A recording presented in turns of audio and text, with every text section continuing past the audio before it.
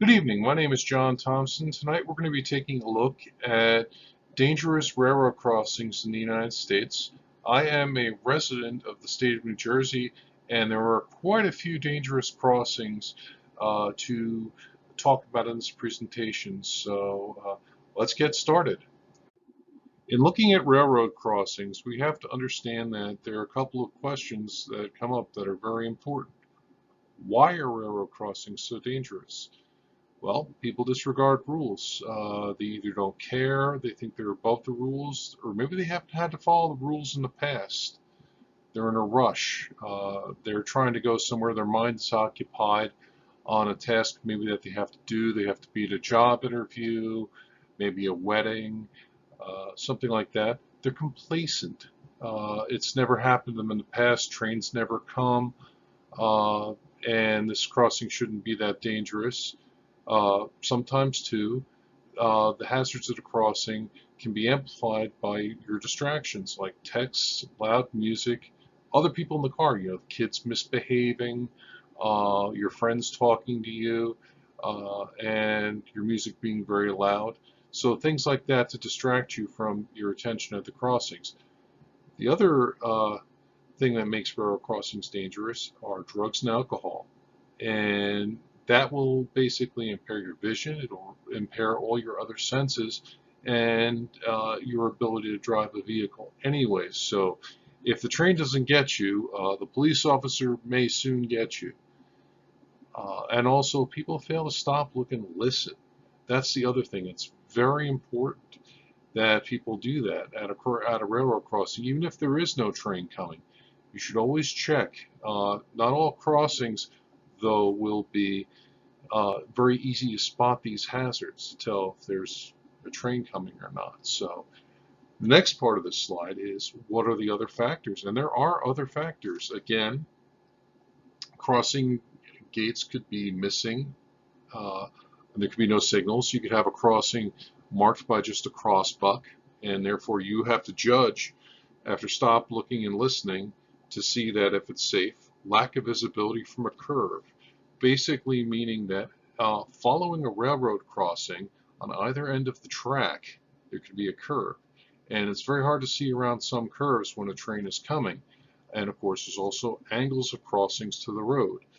Not all crossings are at 90 degrees. 90-degree is optimal crossing because it does allow you to see down the tracks, meaning that there's a straight run that's visible for a distance. Not all crossings are like that. Sometimes you'll get angles, and it is harder to see and judge. There can also be noise going on, road work, trucks, other people, other vehicles. And of course, you have visual obstructions, buildings, trees. A lot of buildings are located very close to the tracks and can block your view. I know sometimes there's also gas stations uh, on railroad tracks or near the railroad tracks, and so it's people will park and block you. There's also multiple tracks, and the number of times a train comes in a day is another factor, depending the use of the crossing uh, and weather. And also the other important thing is also the design of the crossing. A lot of the crossings are unable to handle street traffic and there's poor traffic design, meaning that after you cross the crossing or before you cross the crossing, there could be a traffic light at a short interval following the crossing. So that means that you could wind up on the tracks. And that's a place you don't want to be if a train is about to come. And especially if they're double tracks, that's even more dangerous. I know I did see a crossing like that in Fair Lawn, New Jersey, on Fair Lawn Avenue. And for those of you who are not familiar with it, the crossing essentially has a traffic light probably about maybe 100, 150 feet after the crossing. So it's a controlled intersection there. So what can happen is traffic can build up, people can go over the tracks, and basically they stop short, leaving you on the tracks. when the light changes. So that's something to definitely watch out for, and a fault with crossings that are beyond the fault of the motorist. As I mentioned earlier, New Jersey has several dangerous railroad crossings throughout the state where several collisions with trains have taken place. Collisions may have several factors leading up to them.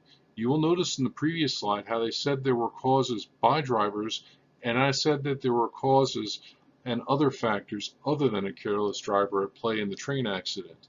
How effective is stop, look, and listen? It's a question that I have been asking in looking at my research on this. Well, there's something missing, and I think it's very important to realize that stop, look, and listen also involves a fourth thing you need to do, and that's make a choice. And some choices can be good and some choices can be bad. And the choice basically means you have to choose and decide if it is safe to cross a railroad crossing after stop, looking, and listening.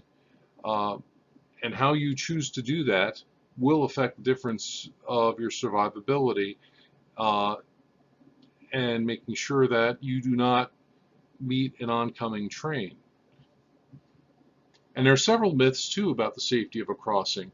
People also think, oh, well, there's gates, there's signals and lights, and the important truth to a railroad crossing is that they're all dangerous. All crossings are dangerous. They all have some obvious dangers and hazards, and they're masked behind those gates. And they should never be seen as less dangerous, or if they're in the middle of a town like Fair Lawn or a side street. Uh, it doesn't diminish their dangerousness as a crossing.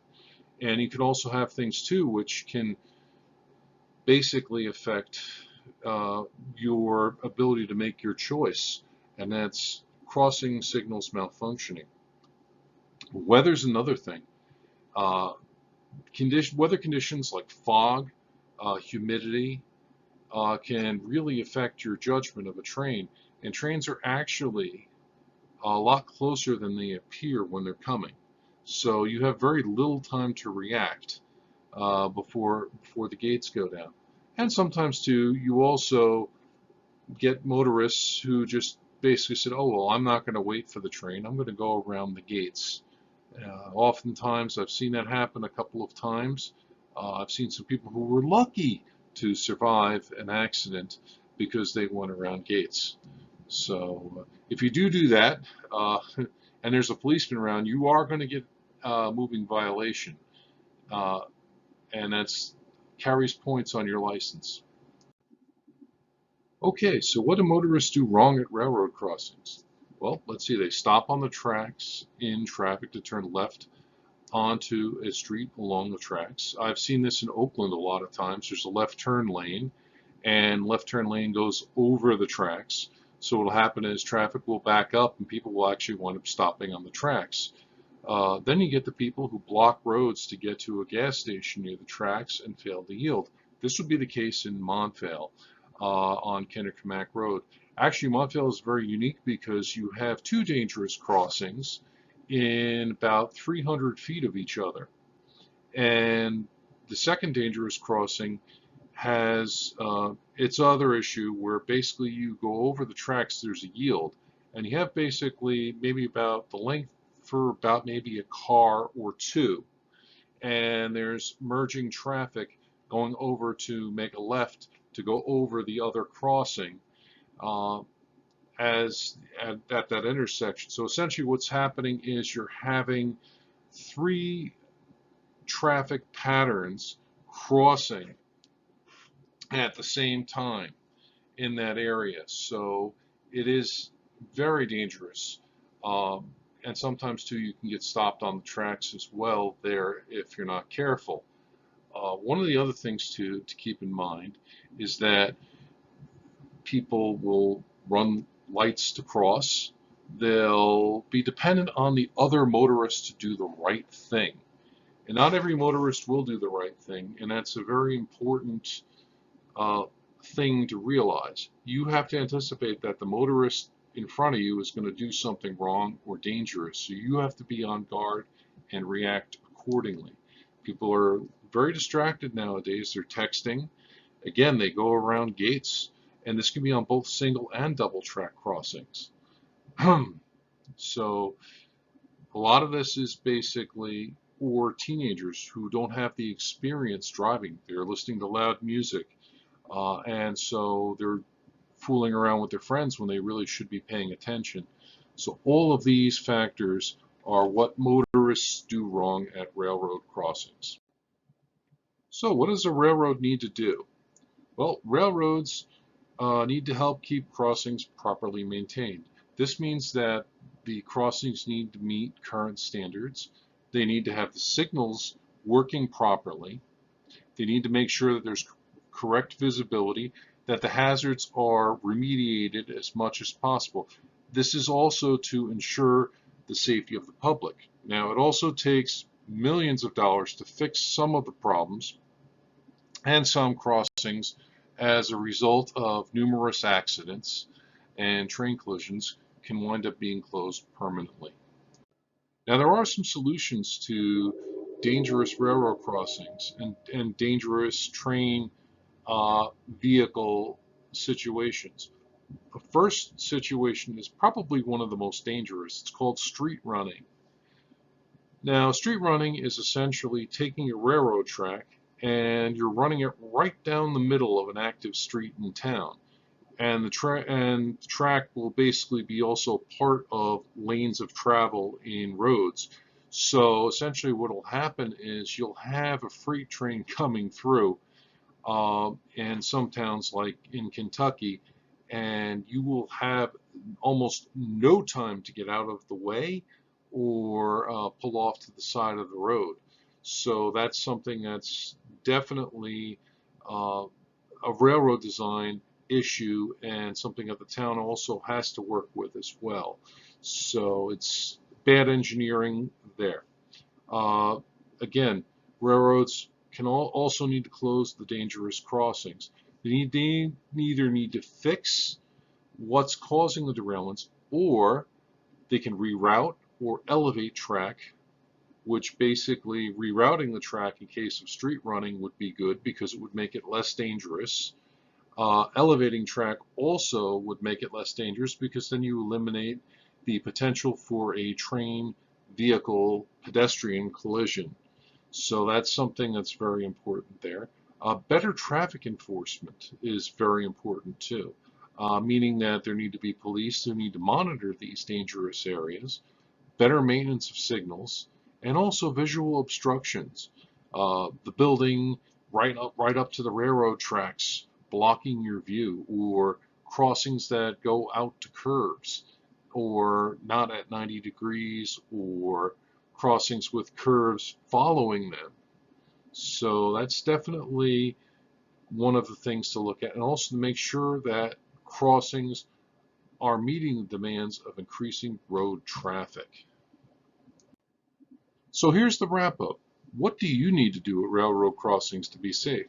Stop at least 15 feet from the tracks at the crossing after and before the crossing. Turn the radio down. Don't text. This is not a time to socialize with your friends. Be patient at a crossing, and if you are behind people stopping, be especially so. Don't honk the horn. Don't have a temper tantrum because they're keeping you from going somewhere. It's their decision, and they can see something that you might not. Look at intersecting roads of the crossing. Don't count on people to follow the rules. And also, the most important thing is you need to choose and choose wisely and make a good decision whether or not to go. Trust your gut instinct and follow it.